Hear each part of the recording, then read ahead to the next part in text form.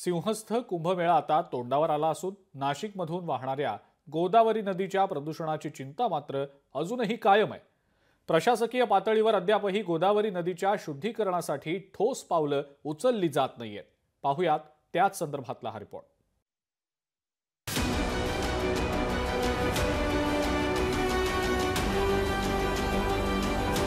मंत्रभूमी ते यंत्रभूमी अशी ओळख असलेला नाशिक जिल्हा, त्याचबरोबर 12 ज्योतिर्लिंगांपैकी एक त्र्यंबकेश्वर शिवलिंग सुद्धा नाशिकमध्येच आहे। याच नाशिकच्या भूमीमध्ये दर 12 वर्षांनी सिंहस्थ कुंभमेळाही भरतो। नाशिक शहरातल्या पंचवटी परिसरातील रामकुंडावर आणि त्र्यंबकेश्वरच्या कुशावर्तामध्ये कुंभस्नानासाठी जगभरातून भाविक येत असतात। मात्र नाशिक शहरातनं वाहणाऱ्या गोदावरी नदीची दुरावस्था झाल्याचं चित्र आहे। 2026 वर्षाच्या शेवटी सिंहस्थ कुंभमेळा नाशिकमध्ये भरणार आहे आणि यासाठी प्रशासनाची मोठ्या प्रमाणावर तयारीही सुरू आहे। मात्र प्रशासनानं गोदावरी नदीच्या स्वच्छतेसाठी कोणतीही ठोस पावलं उचलली जात नसल्याचा आरोप गोदाप्रेमींनी केलेला आहे।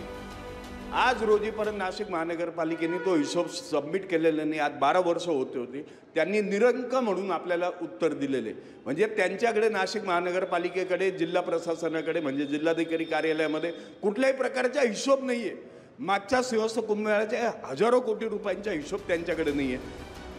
गेल्या वेळच्या कुंभमेळ्यात सुद्धा प्रशासनानं कोट्यवधींचा खर्च केला, मात्र एसटीपी प्लांटमधनं निघणारं मलजल या संदर्भात कुठलंही काम केलं नाही। अनेक वर्षांपासून एसटीपी प्लांटमधील दूषित पाणी आणि कंपन्यांमधल्या दूषित पाण्याचं सांडपाणी या दक्षिण गंगा अशी ओळख असणाऱ्या गोदावरी नदीमध्ये मिसळलं जात आहे। यावर तातडीनं उपाययोजना करण्याची गरज आहे।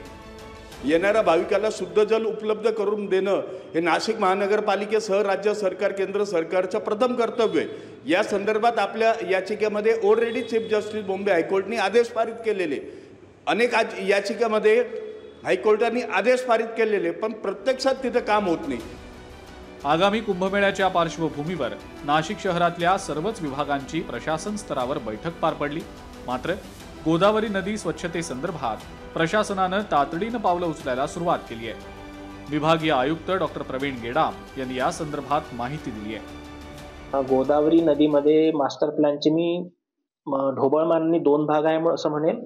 एक म्हणजे त्या ठिकाणी घाण दूषित पाणी जायला नको, त्याच्यासाठी जी आपली अंतर्गत भुयारी गटार व्यवस्था आणि त्या मलजल जे आहे ड्रेनेजचं पाणी त्याचं जे शुद्धीकरण आहे एसटीपी, ती यंत्रणा बळकट करणे, त्याच्यातल्या गॅप्स आयडेंटिफाय करून ते काम पूर्ण करण्याच्या एक सूचना दिलेल्या आहेत। कुंभमेळ्यात नाशिक शहरातील गोदावरी नदी हे जगभरातल्या भाविकांचं आकर्षण असतं। मात्र नाशिक शहरातल्या पंचवटी परिसरातील रामकुंड परिसरात 12ही महिने देश विदेशातून भाविक अनेक धार्मिक विधी करण्यासाठी येत असतात। त्यांना अशाच अशुद्ध पाण्यात विधी करावे लागतात। यावर कायमस्वरूपी तोडगा काढण्याची मागणी नाशिककरांसह इथं येणारे भाविकही करतायत। महेश महाले, लोकशाही मराठी, नाशिक।